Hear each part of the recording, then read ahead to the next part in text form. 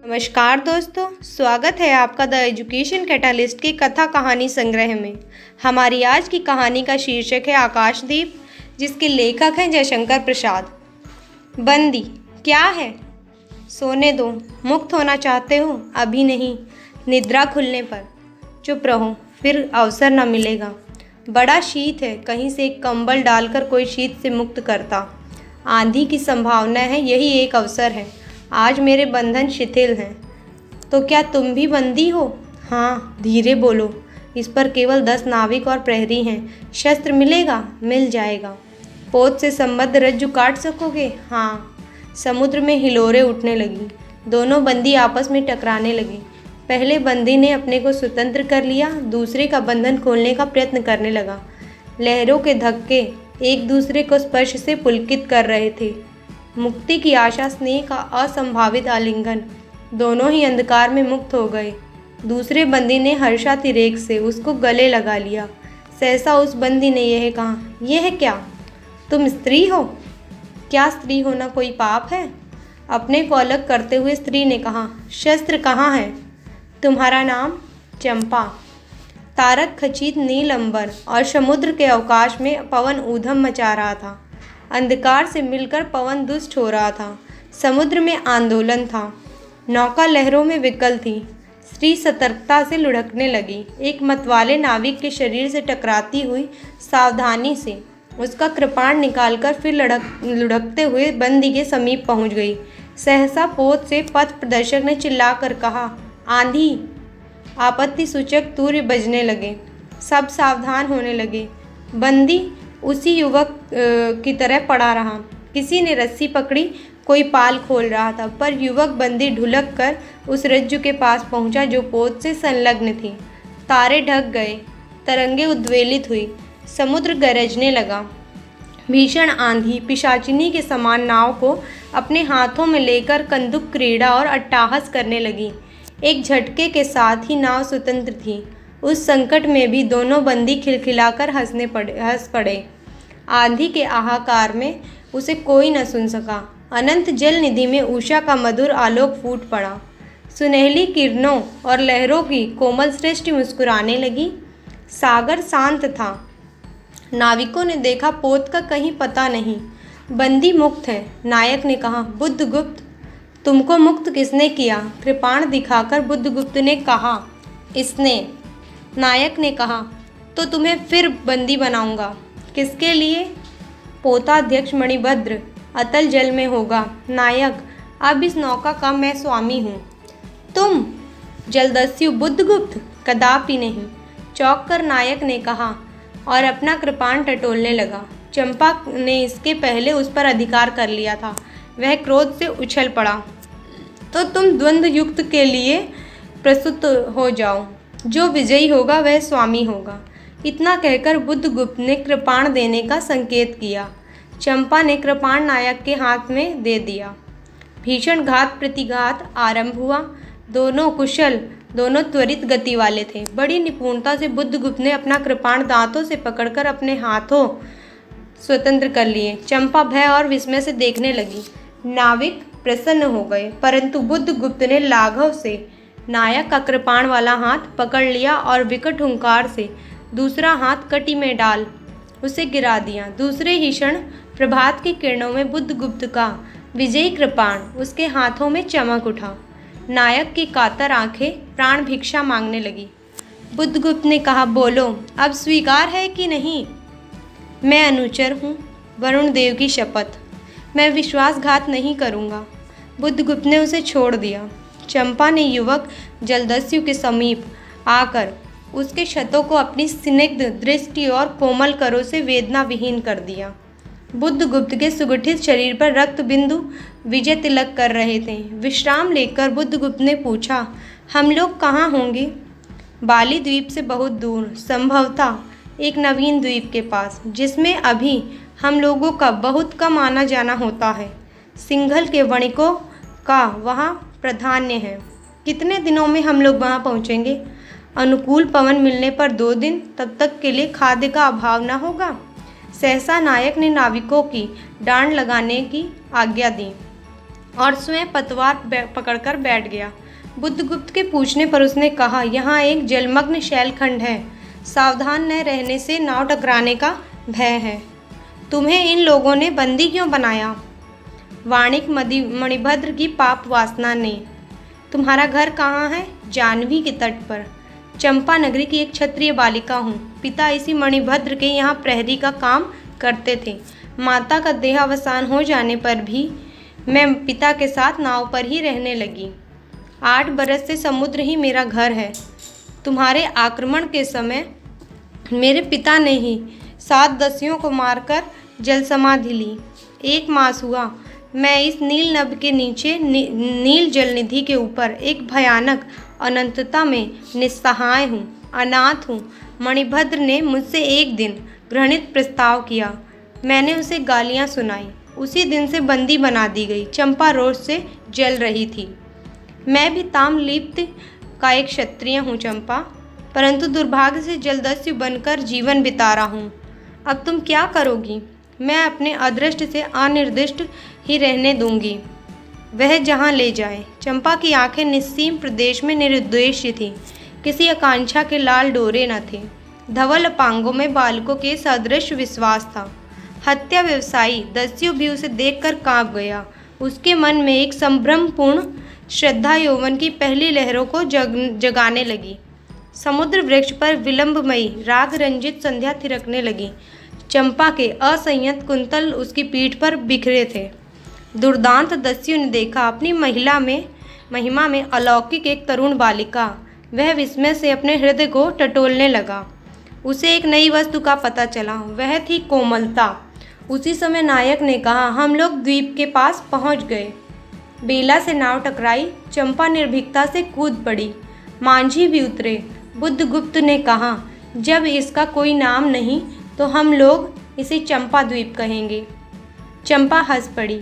5 बरस बाद शरद के धवल नक्षत्र नील गगन में झलमला रहे थे।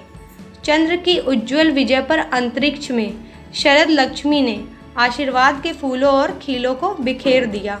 चंपा के एक उच्च सौध पर बैठी हुई तरुणी चंपा दीपक जला रही थी। बड़े यत्न से अब्रक की मंजुषा में दीप धरकर उसने अपनी सुकुमार उंगलियों से डोरी खींची। वह दीपाधार ऊपर चढ़ने लगा। भोली भोली आंखें उसे ऊपर चढ़ते हुए हर्ष से देख रही थी। डोरी धीरे धीरे खींची गई। चंपा की कामना थी कि उसका आकाशदीप नक्षत्रों से हिल मिल जाए, किंतु वैसा होना असंभव था। उसने आशा भरी आंखें फिरा ली। सामने जल राशि का रजत श्रृंगार था। वरुण बालिकाओं के लिए लहरों से हीरे और नीलम की क्रीड़ा शैलमालाएं बन रही थी, और वे मायाविनी छलनाएं अपनी हंसी का कलानाद छोड़कर छिप जाती थी। दूर दूर से धीवरों का वंश झनकार उसके संगीत से मुखरित होता था। चंपा ने देखा कि तरल संकुल जलराशि में उसके कंदिल का प्रतिबिंब अस्त व्यस्त था। वह अपनी पूर्णता के लिए सैकड़ों चक्कर काटता था। वह अनमनी होकर उठ खड़ी हुई। किसी को पास न देखकर पुकारा, जया। एक श्यामा युवती सामने आकर खड़ी हुई। वह जंगली थी। नील शोभ मंडल से मुख में शुद्ध नक्षत्रों की पंक्ति के समान उसके दांत हंसते ही रहते। वह चंपा को रानी कहती। बुद्धगुप्त की आज्ञा थी। महानाविक कब तक आएंगे? बाहर पूछो तो। चंपा ने कहा। जया चली गई। दूरागत पवन चंपा के अंचल में विश्राम लेना चाहता था। उसके हृदय में गुदगुदी हो रही थी। आज न जाने क्यों वह बेसुध थी। एक दीर्घकाय दृढ़ पुरुष ने उसकी पीठ पर हाथ रख चमत्कृत कर दिया। उसने फिर कर कहा, बुद्धगुप्त बावली हो क्या? यहाँ बैठी हुई अभी तक जीप जला रही हो? तुम्हें यह काम करना है? शीरध्यायी क्षीरनिधि शाही अनंत की प्रसन्नता के लिए क्या दासियों से आकाश दीप जलवाऊं? हंसी आती है। तुम किसको दीप जलाकर पथ दिखलाना चाहती हो? उसको जिसको तुमने भगवान मान लिया है। हाँ, वह भी कभी भटकते हैं, भूलते हैं। नहीं तो बुद्धगुप्त को इतना ऐश्वर्य क्यों देते? तो बुरा क्या हुआ? इस द्वीप की अधीश्वरी चंपा रानी, मुझे इस बंदी गृह से मुक्त करो। अब तो बाली, जावा और सुमात्रा का वाणिज्य केवल तुम्हारे ही अधिकार में है। महानाविक, परंतु मुझे उन दिनों की स्मृति सुहावनी लगती है जब तुम्हारे पास एक ही नाव थी और चंपा के उपकूल में पन्य लाद कर हम लोग सुखी जीवन बिताते थे। इस जल में अगणित बार हम लोगों की तरी आलोक में प्रभात में तारिकाओं की मधुर ज्योति में थिरकती थी। बुद्धगुप्त, उस विजन अनंत में जब मांझी सो जाते थे, दीपक बुझ जाते थे, हम तुम परिश्रम से थक कर पालों में शरीर लपेटकर एक दूसरे का मुंह क्यों देखते थे? वह नक्षत्रों की मधुर छाया, तो चंपा अब उससे भी अच्छे ढंग से हम लोग विचर सकते हैं। तुम मेरी प्राणदात्री हो, मेरी सर्वस्व हो। नहीं नहीं, तुमने दस्युवती छोड़ दी है, परंतु हृदय वैसा ही अकरुण, सतृष्ण और ज्वलनशील है। तुम भगवान के नाम पर हंसी उड़ाते हो, मेरे आकाशदीप पर व्यंग्य कर रहे हो। नाविक, उस प्रचंड आंधी में प्रकाश की एक एक किरण के लिए हम लोग कितने व्याकुल थे। मुझे स्मरण है, जब मैं छोटी थी, मेरे पिता नौकरी पर समुद्र में जाते थे। मेरी माता मिट्टी का दीपक बांस की पिटारी में भागीरथी के तट पर बांस के साथ ऊंचे टांग देती थी। उस समय वह प्रार्थना करती, भगवान, मेरे पथ भ्रष्ट नाविक को अंधकार में ठीक पथ पर ले चलना।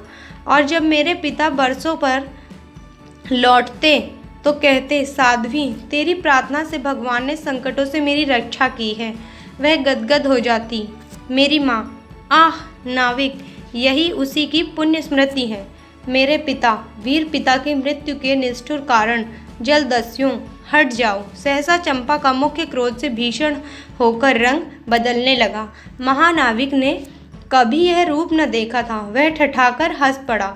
यह क्या चंपा, तुम अस्वस्थ हो जाओगी, सो रहो, कहता हुआ चला गया। चंपा मुट्ठी बांधे उन्मादिनी सी घूमती रही। निर्जन समुद्र के उपकूल में वेला से टकराकर लहरें बिखर जाती थीं। पश्चिम का पथिक थक गया, उसका मुख पीला पड़ गया। अपनी शांत गंभीर हलचल में जलनिधि विचार में निमग्न थी। वह जैसे प्रकाश की उन्मलिन किरणों से विरक्त था। चंपा और जया धीरे धीरे उस तट पर आकर खड़ी हो गईं। तरंग से उठते हुए पवन ने उनके वसन को अस्त व्यस्त कर दिया। जया के संकेत से एक छोटी सी नौका आई। दोनों ने उस पर बैठते ही नाविक उतर गए। जया नाव खेने लगी। चंपा मुग्ध सी समुद्र के उदास वातावरण में अपने को मिश्रित कर देना चाहती थी। इतना जल, इतनी शीतलता, हृदय की प्यास न बुझी। पी सकूंगी? नहीं। तो जैसे वेला में चोट खाकर सिंधु चिल्ला उठता है, उसी के समान रोदन करूं? या जलते हुए स्वर्ण गोलक सदृश अनंत जल में डूबकर बुझ जाऊं? चंपा के देखते देखते पीड़ा और ज्वलन से आरक्त बिंब धीरे धीरे सिंधु में चौथाई, आधा, फिर संपूर्ण विलीन हो गया। एक दीर्घ निश्वास लेकर चंपा ने मुंह फेर लिया। देखा तो महानाविक का बजरा उसके पास है। बुद्धगुप्त ने झुककर हाथ बढ़ाया। चंपा उसके सहारे बजरे पर चढ़ गई। दोनों पास पास बैठ गए। इतनी छोटी नाव पर इधर घूमना ठीक नहीं। पास ही वह जलमग्न शैलखंड है। कहीं नाव टकरा जाती या ऊपर चढ़ जाती चंपा तो अच्छा होता। बुद्धगुप्त, जल में बंदी होना कठोर प्राचीरों से तो अच्छा है। आह चंपा, तुम कितनी निर्दयी हो। बुद्धगुप्त को आज्ञा देकर देखो तो वह क्या नहीं कर सकता जो तुम्हारे लिए नए द्वीप की सृष्टि कर सकता है, नई प्रजा खोज सकता है, नए राज्य बना सकता। उसकी परीक्षा लेकर तो देखो। कहो चंपा, वह कृपाण से अपना हृदय पिंड निकालकर अपने हाथों अतल जल में विसर्जन कर दे। महानाविक, जिसके नाम से बाली, जावा और चंपा का आकाश गूंजता था, पवन थर्राता था, घुटनों के बल चंपा के सामने छलछलाई आंखों से बैठा था। सामने शैलमाला की चोटी पर हरियाली में विस्तृत जल देश ने नील पिंगल संध्या की प्रकृति की सहृदय कल्पना, विश्राम की शीतल छाया, स्वप्रलोक का सृजन करने लगी। उस मोहिनी के रहस्यपूर्ण नील जाल का कुहक स्फुट हो गया। जैसे मदिरा से सारा अंतरिक्ष सिक्त हो गया। सृष्टि नील कमलों में भर उठी। उस सौरभ से पागल चंपा ने बुद्धगुप्त के दोनों हाथ पकड़ लिए। वहाँ से एक आलिंगन हुआ, जैसे क्षैतिज में आकाश और सिंधु का।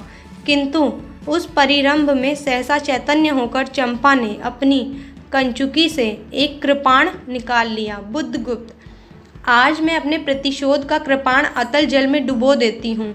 हृदय ने छल किया, बार बार धोखा दिया। चमक कर वह कृपाण समुद्र का हृदय वेदता हुआ विलीन हो गया। तो आज से मैं विश्वास करूं, क्षमा कर दिया गया। आश्चर्य कंपित हंस से महानाविक ने पूछा, विश्वास? कदापित नहीं बुद्धगुप्त। जब मैं अपने हृदय पर विश्वास नहीं कर सकी, उसी ने धोखा दिया, तब मैं कैसे कहूँ? मैं तुम्हें घृणा करती हूँ, फिर भी तुम्हारे लिए मर सकती हूँ। अंधेर है जलदस्यु, तुम्हें प्यार करती हूँ। चंपा रो पड़ी। वह सपनों की रंगीन संध्या तुमसे अपनी आंखें बंद कर लेने लगी थी। दीर्घ निश्वास लेकर महानाविक ने कहा, इस जीवन की पुण्यतम घड़ी की स्मृति में एक प्रकाश गृह बनाऊंगा चंपा। यह उस पहाड़ी पर, यहीं उसी पहाड़ी पर। संभव है कि मेरे जीवन की धुंधली संध्या उससे आलोकपूर्ण हो जाए। चंपा के दूसरे भाग में एक मनोरम शैलमाला थी। वह बहुत दूर तक सिंधु जल में निमग्न थी। सागर का चंचल जल उस पर उछलता हुआ उसे छिपाए था। आज उसी शैलमाला पर चंपा के आदि निवासियों का समारोह था। उन सब ने चंपा को वनदेवी सी सजाया था। ताम्रलिप्त के बहुत से सैनिक नाविकों की श्रेणी में वन कुसुम विभूषिता चंपा शिविका रूढ़ होकर जा रही थी। शैल के एक ऊंचे शिखर पर चंपा के नाविकों को सावधान करने के लिए सुदृढ़ दीप स्तंभ बनवाया गया था। आज उसी का महोत्सव है। बुद्धगुप्त स्तंभ के द्वार पर खड़ा था। शिविका की सहायता देकर चंपा को उसने उतारा। दोनों ने भीतर पदार्पण किया था। बांसुरी और ढोल बजने लगे। पंक्तियों में कुसुम भूषण से सजी वनमालाएं फूल उछालती हुई नाचने लगी। दीप स्तंभ की ऊपरी खिड़की से यह देखती हुई चंपा ने जया से पूछा, यह क्या है जया? इतनी बालिकाएं कहाँ से बटोर लाई? आज रानी का ब्याह है ना? कहकर जया ने हंस दिया। बुद्धगुप्त विस्तृत जल निधि की ओर देख रहा था। उसे झकझोर कर चंपा ने पूछा, क्या यह सच है? यदि तुम्हारी इच्छा हो तो यह सच भी हो सकता है चंपा। कितने वर्षों से मैं ज्वालामुखी को अपनी छाती में दबाए हूँ।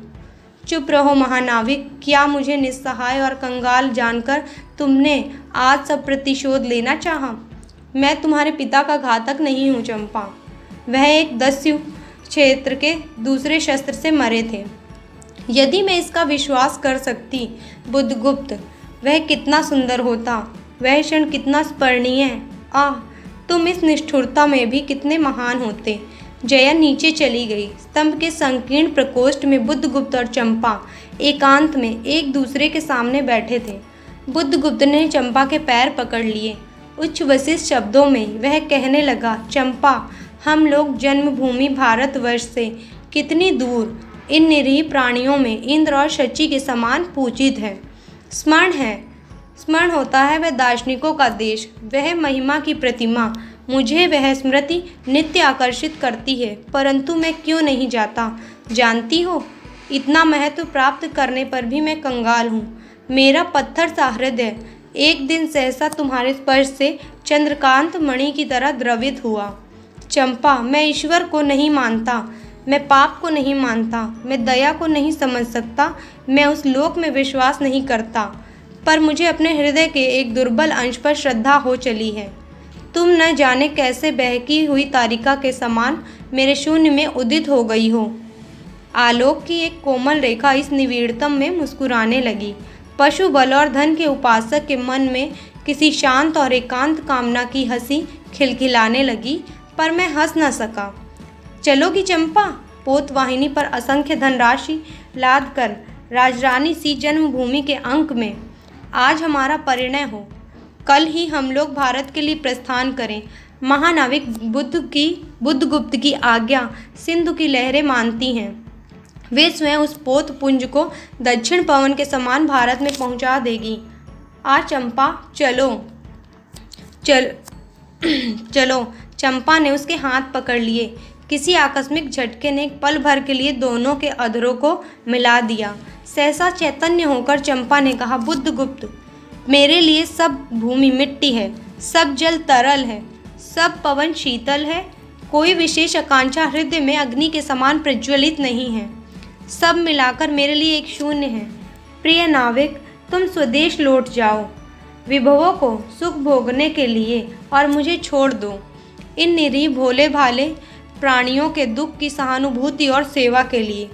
तब मैं अवश्य चला जाऊंगा चंपा। यहाँ रहकर मैं अपने हृदय पर अधिकार रख सकूं, इसमें संदेह है। हाँ, उन लहरों में मेरा विनाश हो जाए। महानाविक के उच्छ्वास में विकलता थी। फिर उसने पूछा, तुम अकेली यहाँ क्या करोगी? पहले विचार था कि कभी कभी इस दीप स्तंभ पर से आलोक जलाकर अपने पिता की समाधि का इस जल से अन्वेषण करूंगी, किंतु देखती हूँ मुझे भी इसी में जलना होगा जैसे आकाशद्वीप। एक दिन स्वर्ण रहस्य के प्रभात में चंपा ने अपने दीप स्तंभ पर से देखा, सामुद्रिक नावों की एक श्रेणी चंपा का उपकूल छोड़कर पश्चिम उत्तर की ओर महाजल व्याल के समान संतरण कर रही है। उसकी आंखों से आंसू बहने लगे। यह कितनी ही शताब्दियों पहले की कथा है। चंपा आजीवन उस दीप स्तंभ में आलोक जलाती रही, किंतु उसके बाद भी बहुत दिन दीप निवासी उस माया ममता और स्नेह सेवा की देवी की समाधि सदृश पूजा करते थे। एक दिन काल के कठोर हाथों ने उसे भी अपनी चंचलता से गिरा दिया। अगर आपको हमारी स्टोरी पसंद आई हो तो आप हमारे चैनल को लाइक करें, सब्सक्राइब करें और शेयर करें। Thank you.